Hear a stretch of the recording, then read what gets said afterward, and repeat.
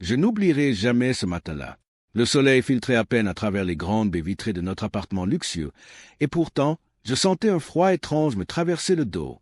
Ma femme, Élise, était là, debout au centre du salon, un sourire à la fois moqueur et déterminé sur les lèvres.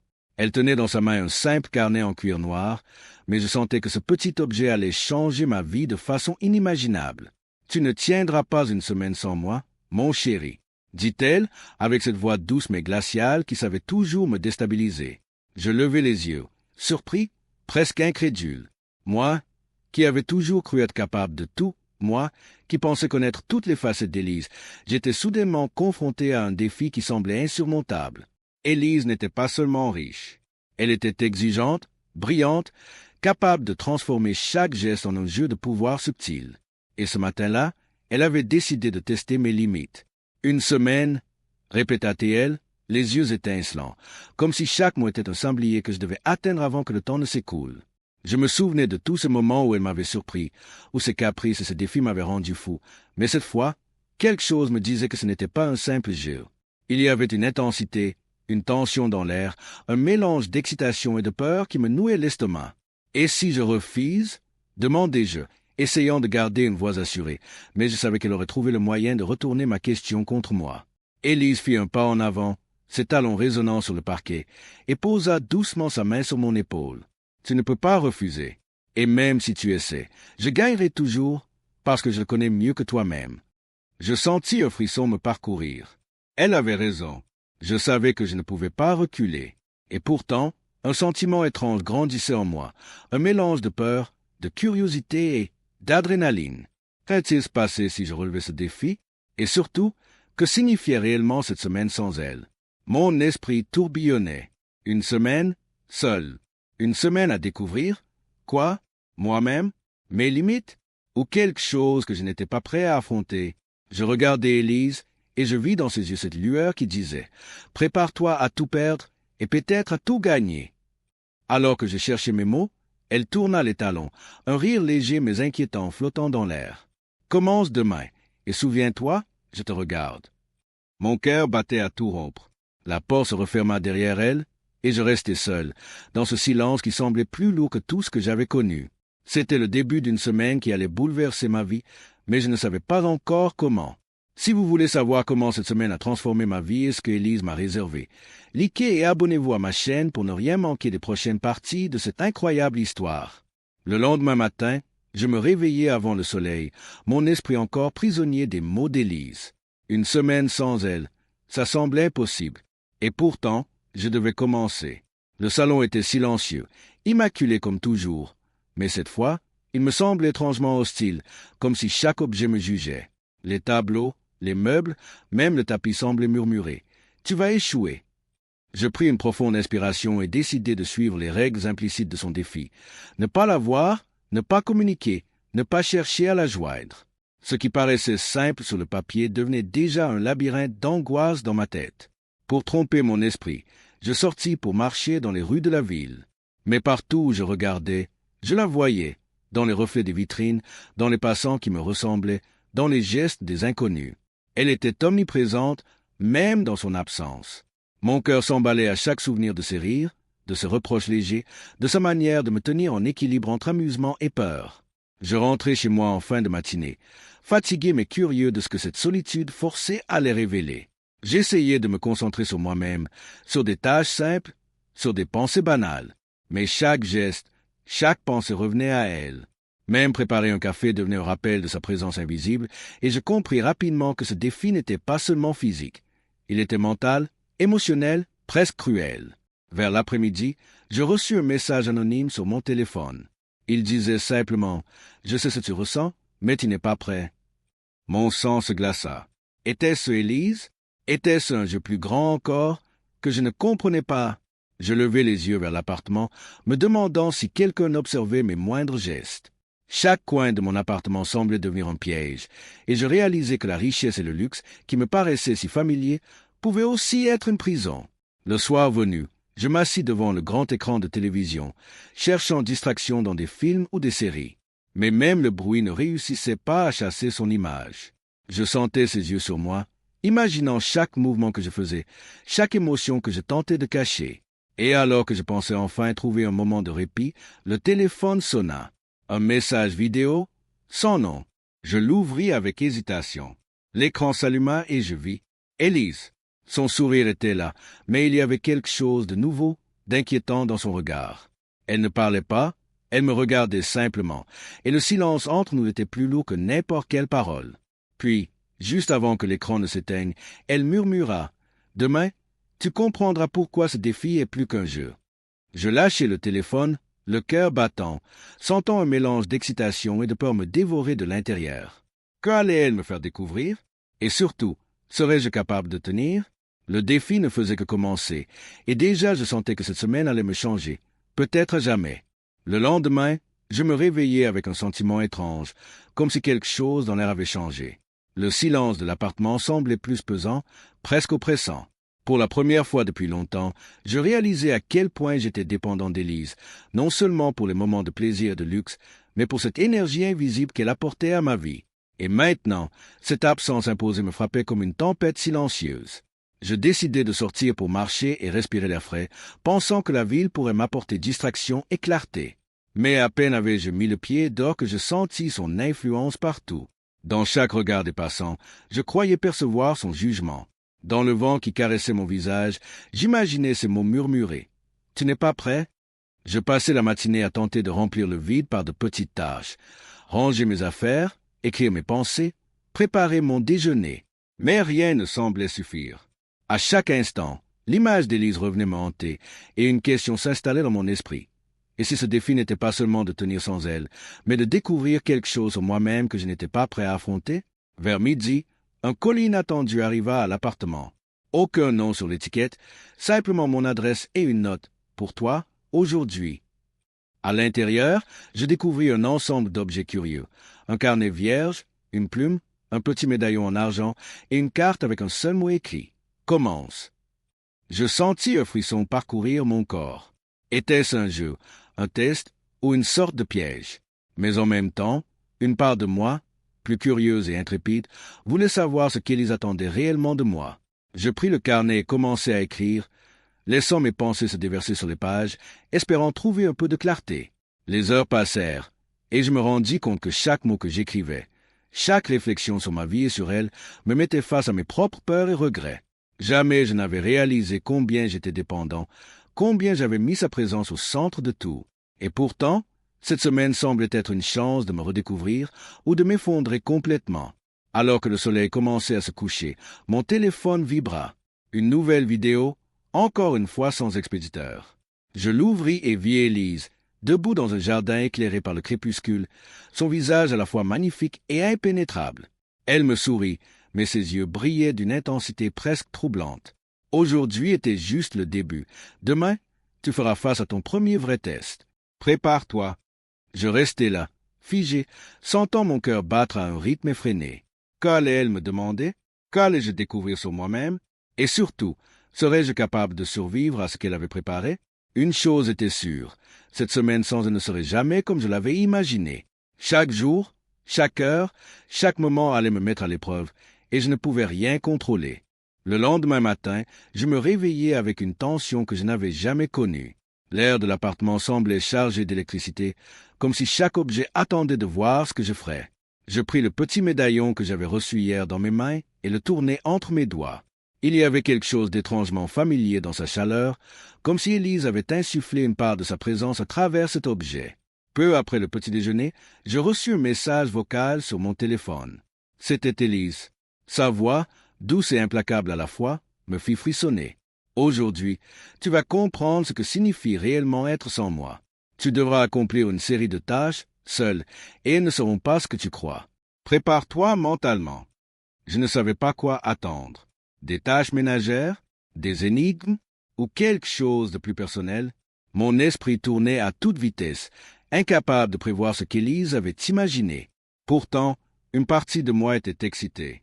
C'était la première fois depuis longtemps que je me sentais poussé à sortir de ma zone de confort à un niveau que je n'avais jamais expérimenté. La première tâche arriva sous la forme d'un paquet déposé devant ma porte. Dedans, un simple carnet noir et une enveloppe scellée. Sur l'enveloppe, Une seule phrase. Lit est fait. Mon cœur battait la chamade alors que je l'ouvrais. À l'intérieur, une note d'Élise. Aujourd'hui, tu devras passer une journée entière sans utiliser tes gadgets habituels. Pas de téléphone, pas d'ordinateur, pas de télé. Juste toi et tes pensées. Tu devras noter chaque émotion, chaque difficulté et chaque envie de tricher. À la fin de la journée, tu comprendras ce que tu es prêt à perdre et ce que tu ne peux pas supporter. Je regardais autour de moi. Tout me semblait si simple et en même temps si terriblement difficile. Une journée sans aucun confort technologique dans un monde où je vivais entouré de luxe et de distractions. Je sentis déjà l'angoisse monter, et pourtant, je savais que céder maintenant serait un échec. Les heures passèrent lentement. Chaque minute semblait une éternité. Je marchais dans l'appartement, regardant les murs, touchant les objets, essayant de m'occuper, mais le silence me hantait. Mon esprit devenait un labyrinthe de souvenirs, de peurs, de désirs, et à chaque instant, je pensais à Élise, à son regard, à sa voix, à ce sourire qui me déstabilisait toujours autant. Alors que le soir tombait et que je notais mes dernières réflexions dans le carnet, une enveloppe supplémentaire glissa sous la porte. Mon cœur s'arrêta. À l'intérieur, une seule ligne. Demain, tu verras ce que signifie vraiment la solitude. Prépare-toi, je ne serai pas là, mais je serai partout. Je posai le carnet et regardai autour de moi. L'appartement semblait plus vaste, plus silencieux, presque hostile. Chaque objet, chaque reflet, chaque ombre semblait avoir pris vie, comme si elle me surveillait encore, invisible mais omniprésente. Je réalisai alors que ce défi n'était pas seulement un test de patience, c'était un test de mon esprit, de mon courage et de ma capacité à survivre émotionnellement loin d'elle. Le matin suivant, je me réveillai avec une sensation étrange de vertige, comme si le temps lui-même avait ralenti. Le silence de l'appartement me pesait plus que jamais. Aucune lumière électronique, aucun bruit, aucune distraction, juste moi et mes pensées, plus cruelles qu'à l'ordinaire. Je sentais que chaque instant était une bataille contre moi-même. Alors que je parcourais les pièces, une enveloppe était déjà glissée sous la porte. Mon cœur bondit. Je savais que ce n'était pas un simple message.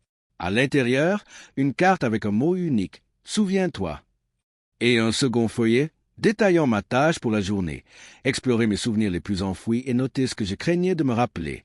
J'ouvris le carnet noir et commençai à écrire. Les premières phrases furent hésitantes, mais peu à peu, je me retrouvai face à des émotions que je croyais oubliées. La colère refoulée contre certains moments de mon enfance, la peur d'échouer face aux attentes des autres, la dépendance que j'avais envers Élise et son univers, tout ressortait, brutal et inattendu. À midi, la solitude commençait à devenir presque physique. Je regardais par la fenêtre, voyant la ville continuer sa vie trépidante, tandis que je me sentais prisonnier de mon propre esprit. Chaque réflexion me rapprochait d'une vérité que je ne voulais pas affronter. Sans elle, j'étais vulnérable, fragile, presque insignifiant. Puis, un nouveau message apparut. Cette fois, c'était un audio. La voix d'Élise, claire et froide, résonna dans mon esprit. Chaque jour sans moi, tu découvriras quelque chose de toi-même. Mais ce soir, tu devras choisir, accepter la vérité ou fuir. Il n'y a pas d'échappatoire. Mes mains tremblaient. Quelle vérité? Et pourquoi devais-je faire un choix? La peur se mêlait à la fascination. Était-ce un test de courage ou un piège pour me briser psychologiquement? Je n'avais aucune idée, mais je sentais que chaque décision que je prenais comptait, et qu'Ellie savait exactement ce que je pensais. Alors que le soleil disparaissait derrière les immeubles, je décidai de suivre ses instructions et de m'asseoir au centre du salon, carnet à la main, prêt à noter la vérité sur moi-même. Chaque mot semblait résonner dans l'appartement vide, et je sentais presque sa présence, invisible mais écrasante. Mon esprit était un tourbillon d'émotions. Peur, doute, désir, colère, tout se mélangeait, me laissant épuiser mais étrangement vivant. Et puis, alors que j'écrivais ma dernière phrase pour la journée, un bruit léger, presque imperceptible, résonna derrière moi. Je me retournai, le souffle coupé. Rien, ou du moins, rien que je pouvais voir. Mais au fond de moi, je savais qu'elle était là, toujours là, et ce que je venais de commencer n'était rien comparé à ce qui allait arriver demain. Le matin suivant, je me réveillai avec un nœud dans l'estomac que je n'avais jamais ressenti auparavant. Le silence de l'appartement semblait plus lourd, presque oppressant, comme si chaque mur, chaque meuble, chaque reflet me regardait, me jugeait. La solitude avait commencé à peser sur mon esprit d'une manière que je n'avais jamais imaginée. Avant même que je puisse bouger, une enveloppe glissa sous la porte. Mon cœur s'accéléra. À l'intérieur, une seule phrase. Aujourd'hui, tu affronteras tes peurs. Pas d'explication, pas d'instructions détaillées. Juste ces mots, simples mais terrifiants. Je pris le carnet noir et me demandai comment j'allais affronter mes peurs. Était-ce un test de courage physique? Un piège mental? Je n'avais aucun moyen de le savoir. Tout ce que je pouvais faire était de me laisser guider par ce que j'avais appris jusqu'ici. Écrire, réfléchir, ressentir. Je passais la matinée à marcher dans l'appartement, observant chaque objet avec une attention nouvelle. Chaque détail me semblait suspect, chaque ombre inquiétante. Je me surpris à parler tout haut, comme si ma voix pouvait repousser l'angoisse qui s'insinuait en moi. Mais le vide me répondait par son silence glacial. À midi, je décidai d'ouvrir le petit médaillon qu'Élise m'avait envoyé le premier jour. À l'intérieur, je découvris une clé minuscule et un mot plié. Ouvre seulement lorsque tu es prêt à voir la vérité. La vérité, ce mot résonnait dans mon esprit comme un écho sinistre. Quelle vérité? Était-ce quelque chose sur elle, sur moi ou sur notre relation? Alors que l'après-midi avançait, une tension étrange s'empara de moi. Chaque émotion que j'éprouvais était amplifiée. La peur, la curiosité, la frustration, le désir, tout semblait multiplié par 10. Je réalisais que ce défi n'était pas seulement un test de patience, c'était une exploration de mes limites psychologiques, une confrontation avec des parties de moi-même que j'avais toujours ignorées. Puis, juste avant le crépuscule, mon téléphone vibra. Un nouveau message vidéo. Je l'ouvris, le souffle court. Élise apparaissait, debout dans un parc illuminé par le soleil couchant, son sourire énigmatique plus intense que jamais. Elle dit: « Ce soir, tu devras décider si tu continues à fuir ou si tu oses affronter ce que tu as toujours évité. La clé que tu tiens te révélera une partie de toi que tu n'avais jamais vue. Mais attention, ce que tu découvriras pourrait te bouleverser pour toujours. » Je restai là, figé, le cœur battant. La clé dans ma main semblait brûlante, comme si elle contenait toute l'intensité de sa présence. Et pour la première fois depuis le début du défi, je compris que ce n'était pas seulement une semaine sans elle, c'était une semaine qui allait me transformer, peut-être même me détruire si je n'étais pas prêt. Le silence retomba, plus lourd que jamais. Et dans ce silence, je sentis que demain ne serait pas une journée comme les autres. Chaque choix, chaque geste, chaque pensée serait scrutée, et je devais être prêt à tout affronter. Le matin suivant, je me réveillai avec la clé dans ma main, comme si elle m'avait choisi pendant mon sommeil.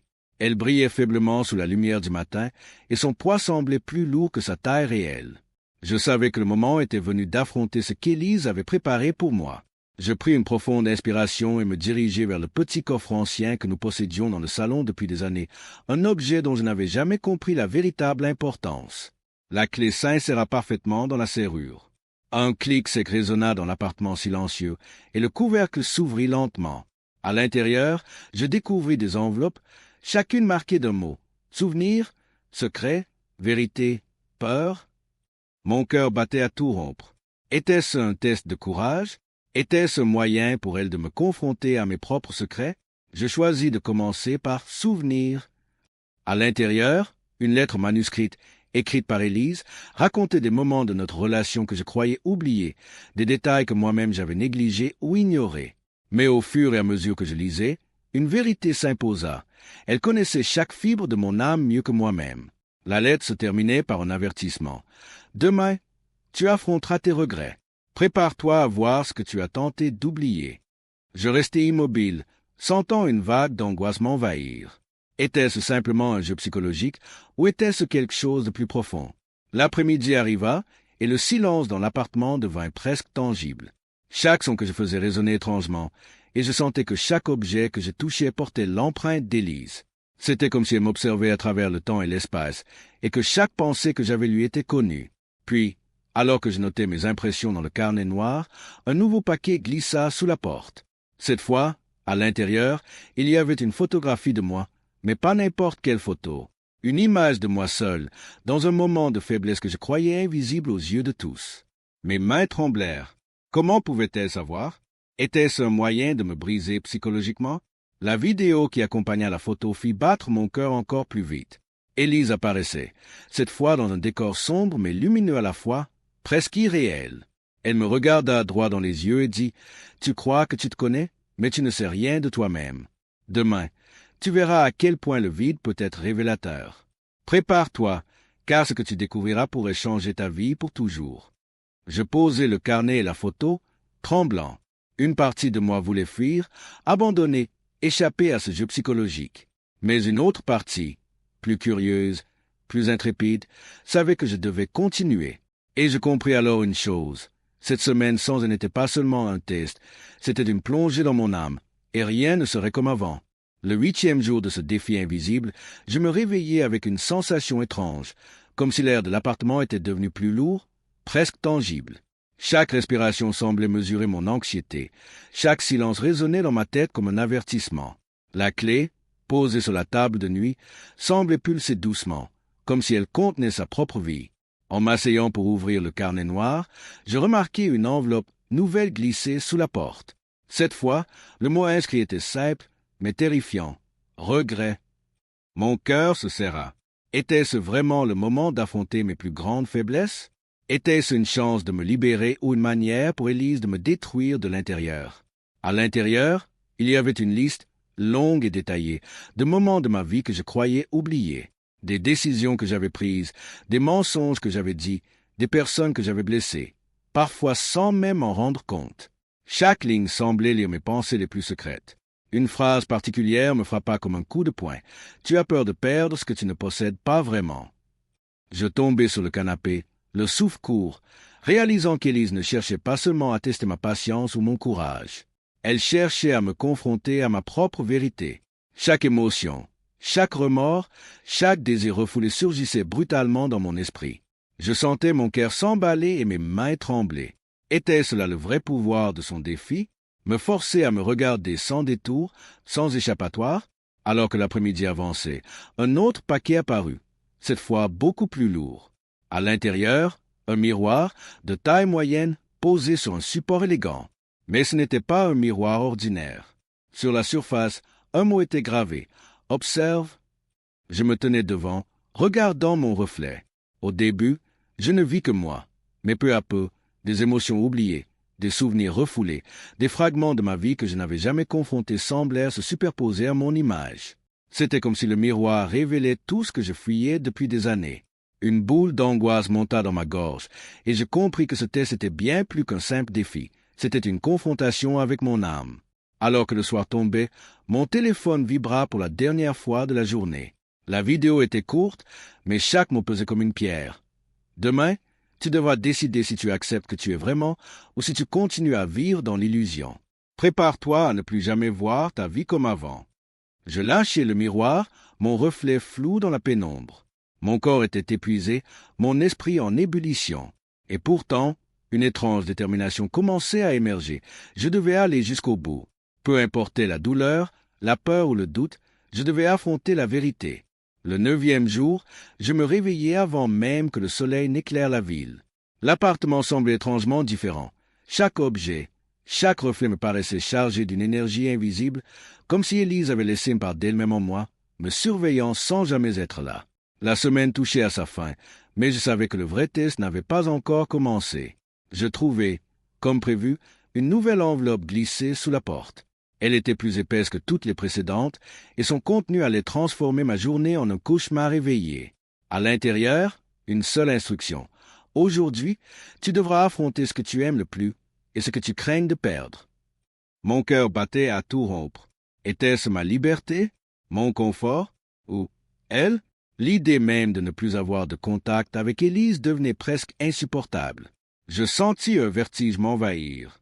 Jamais je n'avais réalisé à quel point sa présence était ancrée en moi, à quel point j'étais dépendant de ses gestes, de son regard, de sa manière de me défier. La journée passa dans une tension insoutenable. Chaque action que je faisais, chaque décision, chaque pensée semblait devenir un test. Je marchais dans l'appartement, je touchais les objets qu'elle avait choisis pour moi, je lisais mes notes dans le carnet noir, et à chaque instant, je sentais son regard invisible peser sur moi. C'était une présence douce mais écrasante, fascinante et effrayante à la fois. Le soir tomba, et une dernière enveloppe fit son apparition. Mon cœur s'arrêta presque. À l'intérieur, il y avait une invitation à un lieu précis dans la ville, accompagnée d'une simple phrase. « Viens seul. Demain, tout sera révélé. » Je savais que c'était l'instant décisif.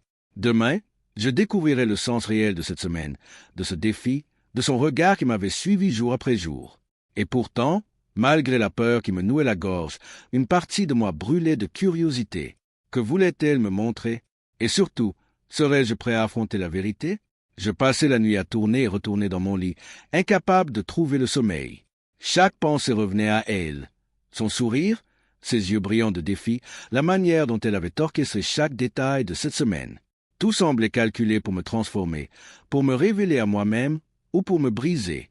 Alors que l'aube approchait, je compris que demain serait plus qu'un simple jour. Ce serait le moment où tout ce que j'avais fui, ignoré ou caché me ferait face. Et je savais, au fond de moi, que je ne serais plus jamais le même après cette rencontre finale avec Élise.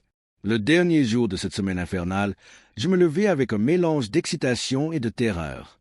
L'air semblait chargé d'électricité. Chaque rayon de soleil pénétrant à travers les fenêtres me brûlait presque. Je savais que le moment décisif était arrivé. Tout ce que j'avais traversé, chaque peur affrontée, chaque souvenir confronté, tout menait à cet instant.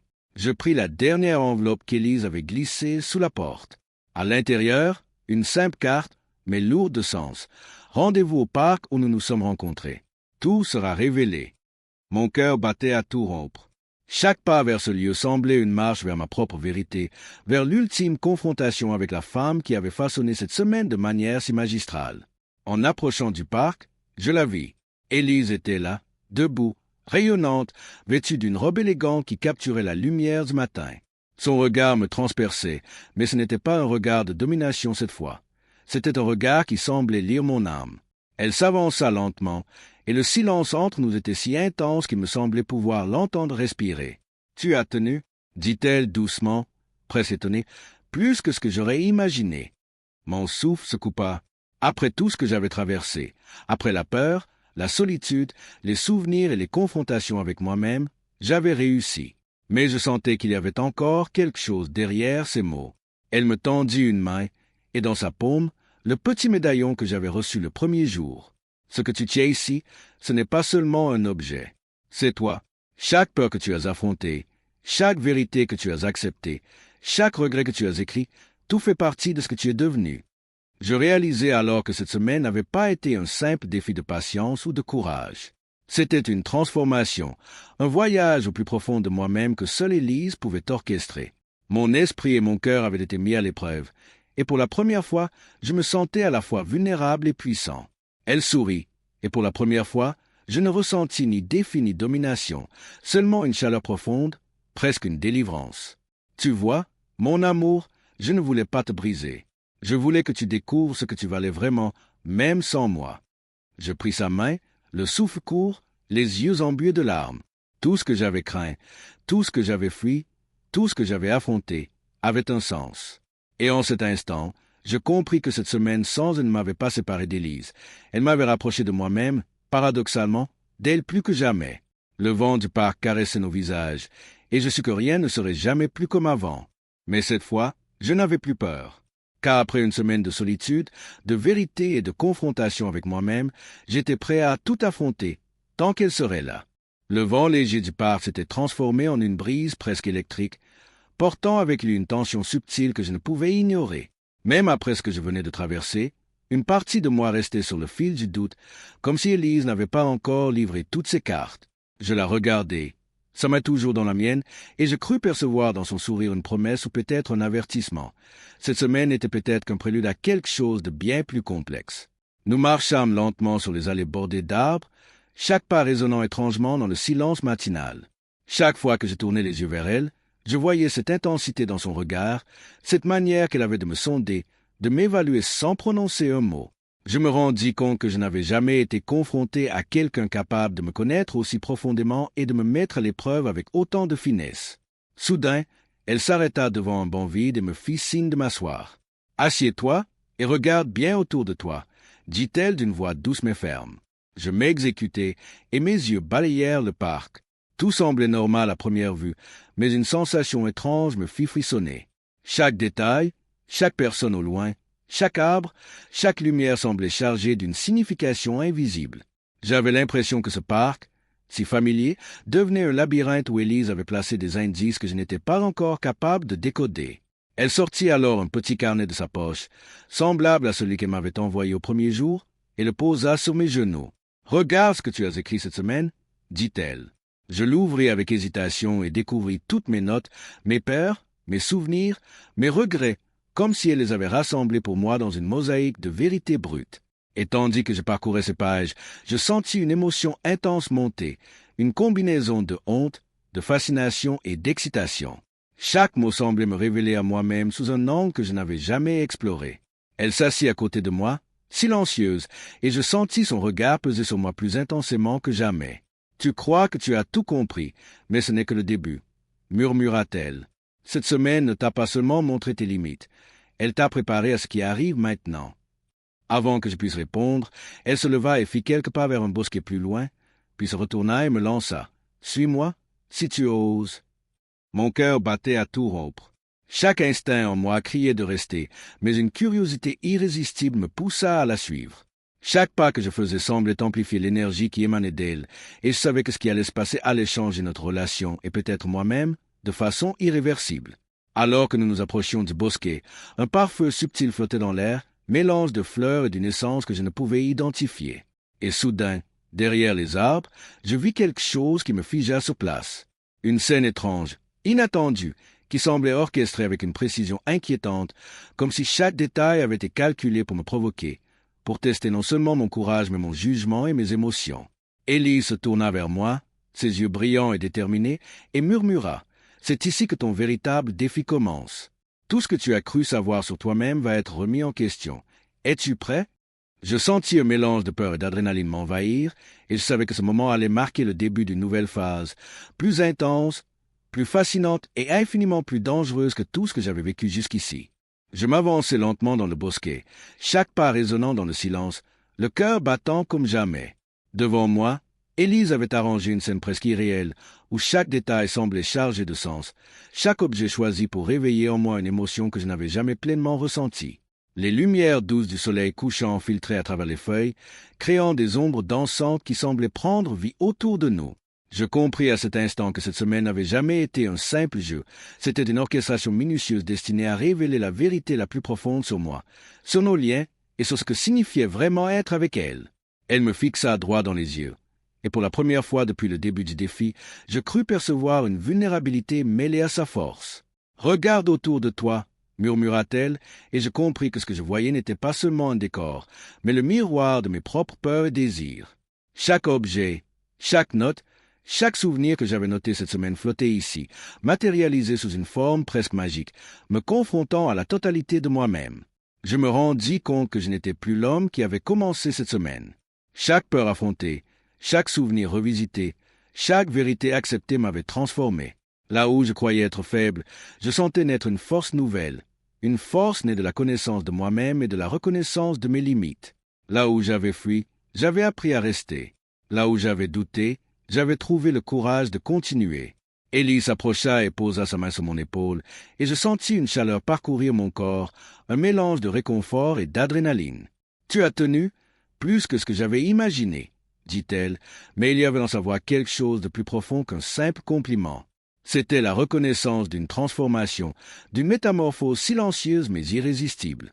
Elle avait orchestré ce défi non pour me dominer, mais pour me révéler, pour me pousser à me voir tel que j'étais vraiment, et à comprendre ce que signifiait l'amour, la dépendance, la liberté et la vérité. Je pris sa main, sentant la puissance de ce moment. Tout ce que nous avions traversé, toute cette semaine de solitude, de peur et de confrontation, nous avait rapprochés d'une manière que je n'aurais jamais cru possible. Et au centre de ce bosquet, entouré de lumière et d'ombre, je compris que notre relation ne serait plus jamais la même. Elle avait été transformée, sublimée par l'intensité de cette expérience. Le vent soufflait doucement, transportant les parfums du parc et les échos de nos émotions. Je sentis une paix que je n'avais jamais connue, mêlée à une excitation indéfinissable pour ce qui allait venir. Nous n'avions pas seulement survécu au défi, nous en étions sortis plus forts, plus connectés et infiniment plus vivants. Et tandis qu'Élise me regardait avec ce mélange unique de puissance et de tendresse, je sus que chaque peur affrontée, chaque vérité acceptée et chaque souvenir revisité avait construit quelque chose de magnifique, quelque chose qui allait marquer nos vies à jamais. Cette semaine n'était pas seulement une épreuve, c'était une révélation, une renaissance et le début d'un nouveau chapitre où rien n'était impossible tant que nous étions ensemble.